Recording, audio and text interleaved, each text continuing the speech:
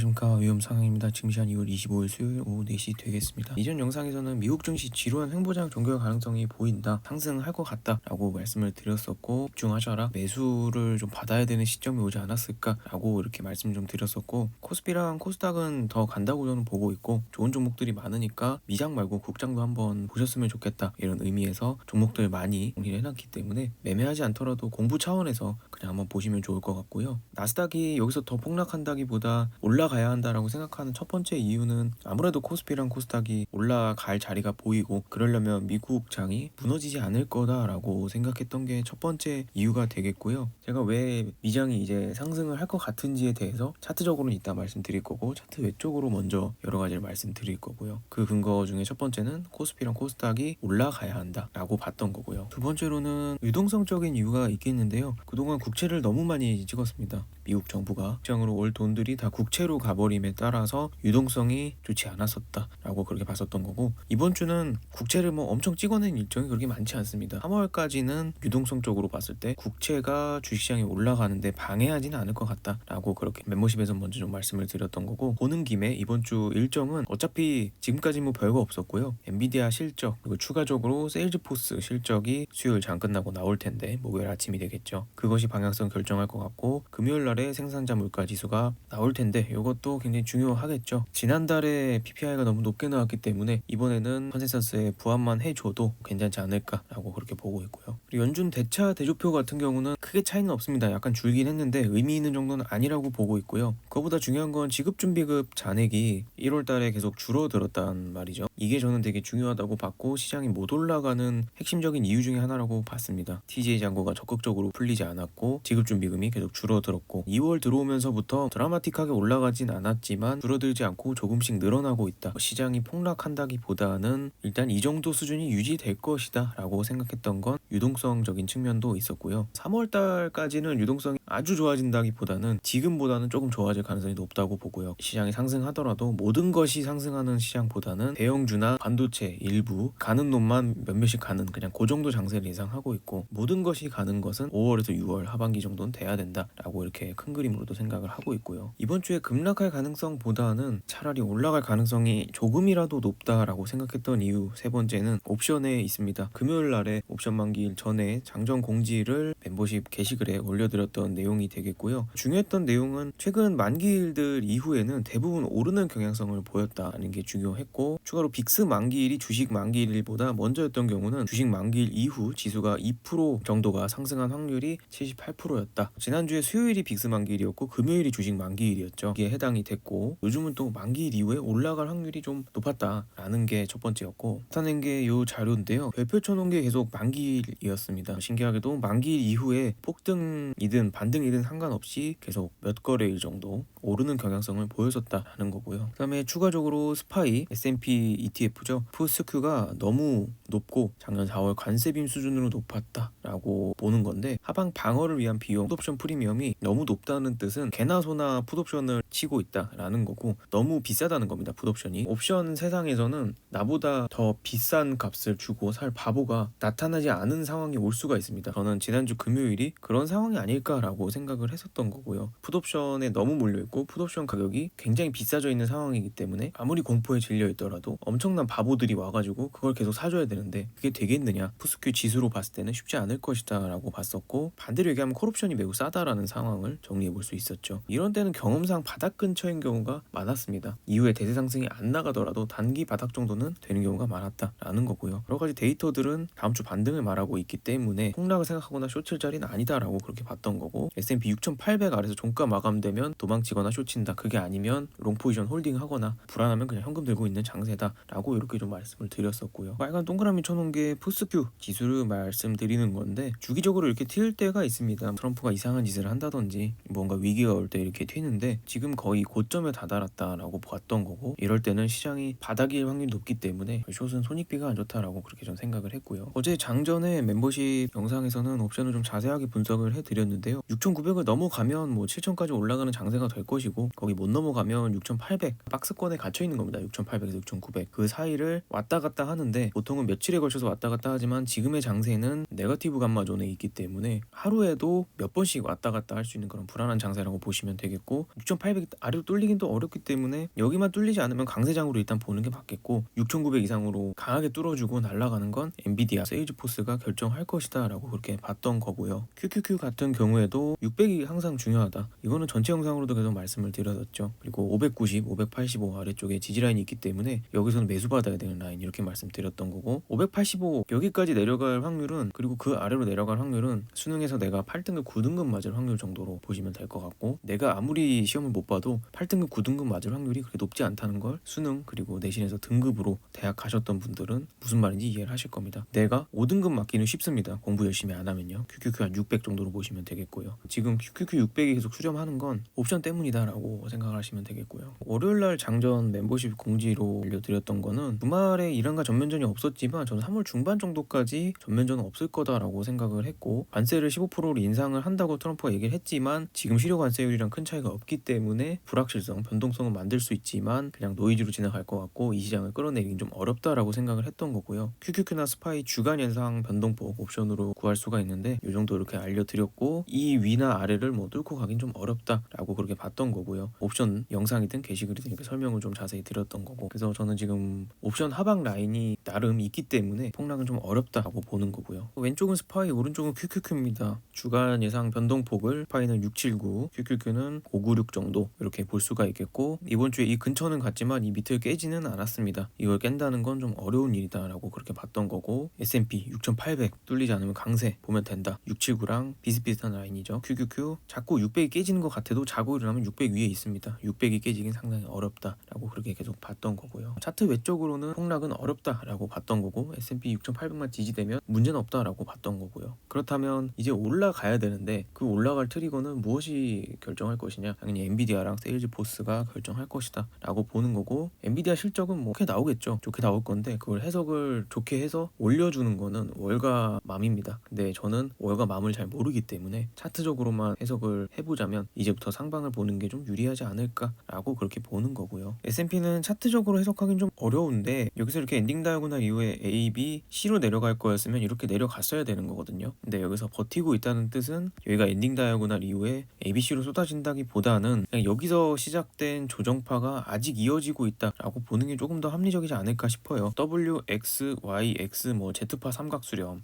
이 정도로 해석을 해볼 수 있지 않을까라고 생각을 하고 있고요. 차트적으로 너무 난해하기 때문에 별거 없습니다. 이렇게 추세선 아래로 깨면 여기서 1, 2, 3, 4, 5 이런 식으로 좀 쏟아질 수가 있겠다라고 보는 거고, 6,800 종가로 깨진다 그러면 도망가면 되고 숏치면 되고 해칭하면 됩니다. 현금 확보하시면 되겠고, 그렇지만 저는 여기서부터 이제 이렇게 좀 치고 나갈 가능성을 조금 더 높게 보고 있다라는 겁니다. 옵션적으로도 6,900 먼저 탈환하는 게 중요하고, 그 이후에 엔비디아가 7,000을 뚫어 올릴 수 있는 트리거가 될 수 있을지 그게 중요할 거고요. 7,000은 여전히 통곡의 벽이기 때문이고, 차트적으로는 여기 깨면 6,800이 옵션적으로 뚫리기 때문에 당연히 리스크 관리하시면 되겠고, 여기 뚫으면 당연히 옵션적으로도 좋아지는 거기 때문에 그냥 이 추세선으로 보시면 되겠고, 여기는 그냥 중간에 6,900, 6,800 여기서 변동성만 지금 키우고 있을 뿐이다. 6,800 아래로 깨고 가느냐 6,900 위로 가느냐 그게 지금 중요한데, 그걸 엔비디아랑 세일즈포스가 결정할 것이다. 저는 굳이 하나를 고르자면 상방을 고르겠다라는 것이고요. 만약 제가 틀린다면, 여기 아래가 뚫린다면 리스크 관리하시면 된다. 이렇게 S&P는 보면 될 것 같아요. 지난 영상에서 횡보장 종결 가능성이 보인다라고 했던 거는 이전 나스닥 차트랑 제가 비교를 한번 했었죠. 이 구간과 너무나 닮아있다. 그리고 그때의 심리와 너무나 닮아있다 라고 이렇게 좀 말씀을 드렸던 거고, 그때도 제가 QQQ 600이랑 595 굉장히 강조했었습니다. 여기가 깨지 않는다면 위로 올라갈 가능성, 그리고 추세선을 돌파할 가능성이 상당히 크다 라고 말씀을 드렸었고, 지금 돌파해서 계속 비비고 있죠. QQQ가 이 구간에서 이렇게 5개 파동 내려오고 쌍바닥 만들고 여기 돌파하면서 이렇게 날아갔었는데, 지금 구간이 이 구간과 상당히 유사하기 때문에, 그리고 심리적으로도 이때 미국 경기 침체 온다 그러면서 여기서 A, B에 1, 2, 3, 4, 5 이렇게 A, B, C로 쏟아진다 된다라고 파동론자들도 많이 얘기를 했었고, 매크로 경제 보는 사람들도 이때 경기 침체 올 거다라는 얘기 굉장히 많이 했었거든요. 그래서 제가 이 구간에서 숏도 치고 TMF도 사고 그러다가 여기서 뒷목이랑 머리가 뜨끈뜨끈해지는 그런 일이 있었거든요. 이때 제가 매매를 다 했었던 구간이기 때문에 기억이 생생히 나는데, 모든 악재가 쏟아졌던 구간입니다. 그리고 추세 뚫을 때 상당히 변동성도 컸던 걸로 기억을 하고요. 그래서 지금 구간도 저는 비슷하다라고 봅니다. 하나 둘 셋 넷 다섯에 여기서 쌍바닥 그리고 지금 이 추세선에서 비비고 있고, 그래서 한번 올라갔다 눌러주고 이제 이렇게 올라가는 파동이 좀 나오지 않을까라고 그렇게 생각을 해보는 거고요. 지금도 온갖 악재 다 쏟아지죠. 엔비디아 뭐 실적 발표 이후에 떨어지지 않을까, 이란이랑 싸우지 않을까, 관세 이슈도 또 이때 나오고 앉아있고, 여러 가지 노이즈들이 굉장히 많죠. 그리고 뭐 물가가 반등해서 안 좋을 것이다, 뭐 여러 가지 얘기가 나오고 있는데, 원래 꼭 이럴 때 악재가 쏟아지고 이럴 때 풋옵션에 다 몰리고 그런 이슈들이 모일 때는 바닥일 확률이 높았다라고 저는 그냥 개인적으로 생각을 좀 해보는 거고요. 이렇게 어지러울 땐 그냥 차트적으로 대응하면 된다고 봅니다. 어쨌든 이 추세를 넘으려 노력을 하고 지금 넘었기 때문에 올라갈 확률을 조금이라도 차트적으로 크게 보겠다라고 그렇게 보는 거고요. 가장 중요하게 생각하는 건 일봉에서 QQQ가 이렇게 저점이 낮아졌지만 RSI를 보면은 일봉상으로 이렇게 올라와 있죠. 상승 다이버전스가 나왔습니다. QQQ 앞에 차트를 다 돌려보면 아시겠지만 주봉으로 상승 다이버전스가 나오는 경우는 굉장히 없습니다. 주봉 상승 다이버전스가 나오면 그 뒤에 수년이 됐든 수개월이 됐든 대대상승이 나오는 게 있고요. 제가 아까 먼저 보여드렸던 2022년, 2023년도 그때 이 구간에선 주봉 상승 다이버전스가 떴고, 그 지표를 애써 무시하면서 경기 침체가 올 것이다 라는 데 베팅을 하고 머리가 뜨끈뜨끈해졌던 그런 기억이 있고요. 일봉 상승 다이버전스도 대형주가 됐든 뭐가 됐든 잘 안 나옵니다. 그래서 비트코인이나 나스닥 같은 곳에서 일봉상 상승 다이버전스가 나와준다라고 한다는 건 상승할 가능성이 앞으로 좀 커진다는 겁니다. 한번 저점을 낮추더라도 갈 확률이 높기 때문에 여기서는 상승 베팅을 하는 게 맞다라고 또 차트적으로도 봤던 거고요. 추세선도 이렇게 넘어 있는 상태이기 때문에, 다만 지금 옵션 때문에 여기 이렇게 갇혀서 변동성이 클 뿐이지, 이제 이 위로 강하게 가줄지는 엔비디아가 결정해 줄 거고 몇 시간 남지 않았다라고 그렇게 보는 겁니다. 현재 차트적으로 봤을 때는 저는 여기가 저점이라고 생각을 하는 거고요. 엔비디아 실적 이후에 이렇게 좀 올라가지 않을까라고 보는 거기 때문에 여러분들이 여기 집중해 보시면 될 것 같고, 평선이나 구름대로 보면 당연히 지금 좋지 않습니다. 그렇기 때문에 보수적으로 하실 분들은 이번 주 공지 게시글에도 올려드렸지만 617 정도 여기 돌파가 중요합니다. 왜냐면 구름대 상단이기도 하고 60일선이 지나가기도 하고 이전 매물대의 상단이기도 합니다. 여기서 조정파가 이렇게 끝난 거라면 1, 2, 3, 4, 5 이렇게 강하게 치고 올라가 줄 것이고, 눌러줄 때 매수 받고 이렇게 올라가는 3월까지 편안한 장세가 좀 나오지 않을까라고 그렇게 바라보고 있는 거고요. S&P 6800이든 QQQ 이렇게 추세선 그었을 때 아까 옵션 제가 알려드렸잖아요. 거기가 아래로 뚫리든 그렇게 되면 리스크 관리하면 되겠고, 종합적으로 봤을 때는 쫄아서 도망칠 구간이라기보다는 일단 매수 받아보고 6800 뭐 이런 데 깨지면 도망치면 되겠다라고 저는 그렇게 생각을 합니다. 가장 중요한 엔비디아 차트를 보게 되면요, 실적은 무조건 잘 나올 겁니다. 이제 해석하는 사람들 마음이 되겠는데, 그냥 순수하게 차트적으로 보자면 올라온波동이 뭐 3, 4, 5가 여기서 이렇게 끝났다. 넓어지는 다이아고널 패턴으로. 그 이후에 여기서 3개의 마디가 나왔고 복합 조정으로 보이고요. 여기서 2파 조정, 여기가 1파 상승. 이후에 여기서 이런 식으로 치고 나가는 파동이 나와야 된다라고 보는 거고요. 이 추세를 넘어서 어쨌든 일봉이 안착을 해준 모습이고, 일봉으로 봐도 구름대 위로 돌파가 돼 있는 모습이고, 이평선들이 이렇게 모여서 꼬여 있을 때는 어느 쪽으로 발산이 크게 나온다는 뜻이거든요. 상방이든 하방이든. 그러면서 이 이평선들이 쫙 펼쳐집니다. 그리고 캔들은 타고 쭉 올라가는 거고요. 저는 굳이 둘 중 하나를 배팅해야 된다라고 한다면 여기서부터 1, 2에 3, 4, 5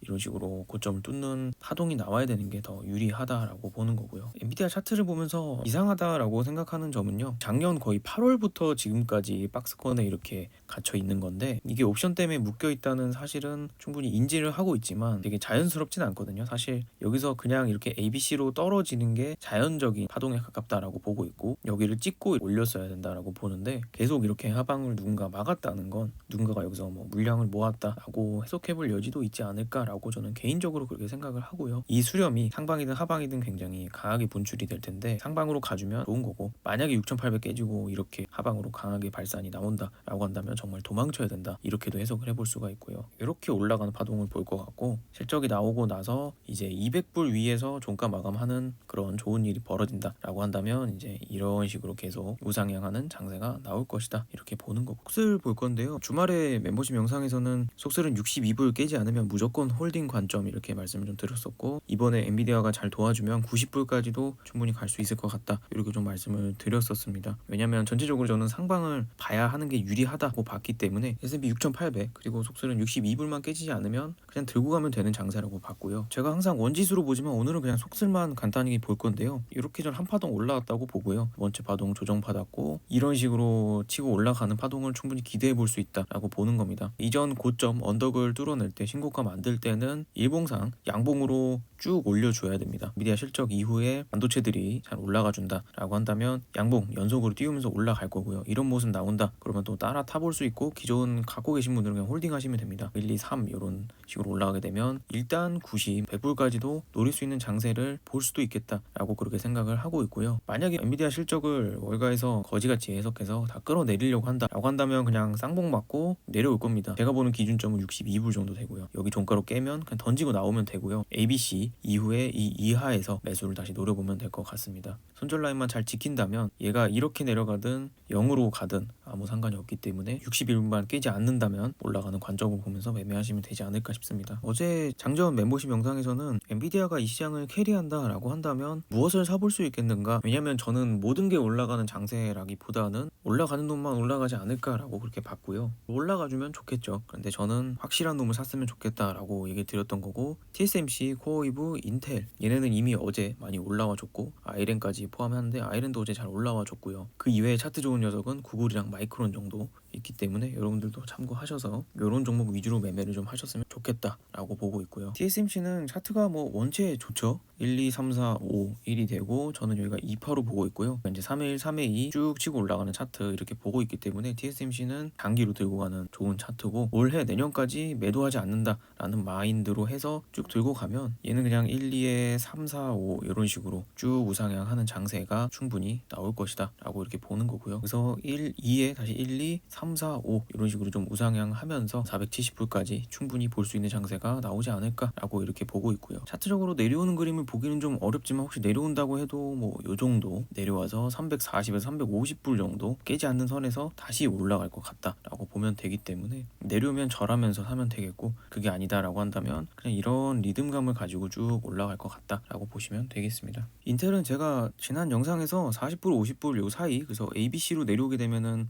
40불 깨지 않는 선에서 여기서 이제 모아가면 되겠고, 50불 넘어가면 이제 다시 대세 상승이 시작될 것이다 라고 이렇게 말씀을 좀 드렸었고, 40불 자리 안 주고 일단 올라오는 모습이기 때문에 괜찮은 모습 기대해볼만 하고요. 여기서 1, 2, 3, 4, 5라면 러닝 플랫 이후에 1, 2, 3을 보게 되는 거고, 그게 아니라면 1, 2가 되고 3, 1, 3, 2, 3에 3 연장 파동으로 볼 수도 있고요. 어쨌든 저는 40불 깨지 않는 선에서 이런 식의 우상향을 보고 있다, 여전히 동일한 뷰 유지하고 있고, 일단 여기서 하나 둘 셋인데 이 수렴이 어쨌든 돌파가 어제 됐기 때문에 이제는 올라가지 않을까라고 그렇게 보고 있는 거고, 이 추세 돌파할 때 추가 매수 해볼 수 있겠고, 50불의 옵션 저항이 있기 때문에 50불 넘어서 그냥 안착하게 된다면 조정이 완전히 끝났다라고 볼 것 같습니다. 혹시나 여기서 한 번 더 미끄러진다고 하더라도 모양상 이상하지만 40불 깨지 않는다고 한다면 이제 이런 식의 상승 볼 것 같고요. 50불 뚫어낸다 그러면 다음 저항은 일단 70불이 되겠고, 더 긴 시간으로 본다면 이제 이런 식으로 계속 우상향할 거기 때문에 인텔은 그냥 올해 내년까지 쭉 들고 가면 되는 종목 중에 하나로 또 보고 있습니다. 마지막으로 아이렌 보고 영상 마칠 건데요. 아이렌은 지난주에 40불만 안 깨면 그냥 이 악물고 들고 가면 된다, 깨지면 보내줘야겠지만 깨질 것 같진 않다라고 이렇게 말씀을 좀 드렸었고, 하방 유도하고 개미들 약 올리고 지금 올리는 모습이 아닌가 그렇게 보고 있고요. 일단 A, B, C 이런 식으로 마지막 수렴 형식으로 조정이 끝나지 않았을까라고 보고 있는 거고요. 나스닥과 비슷한 점은 이렇게 넓어지는 패턴에서 하나 둘 셋 넷 5개 그리고 쌍바닥 만들고 여기 돌파까지 나왔기 때문에 조정이 끝났다라고 생각을 해볼 수가 있겠고, A, B, C 이렇게 내려가는 리스크는 좀 사라졌다라고 생각을 합니다. 이제는 이 돌파했던 라인 있잖아요. 뭐 43불 이 정도가 뭐 종가로 무너지지 않는다라고 한다면 A, B, C가 됐든 여기서 종결 나고 1, 2, 3, 4, 5가 됐든 상방을 보는 게 유리하다라고 보고 있고요. 1차적으로는 요 매물대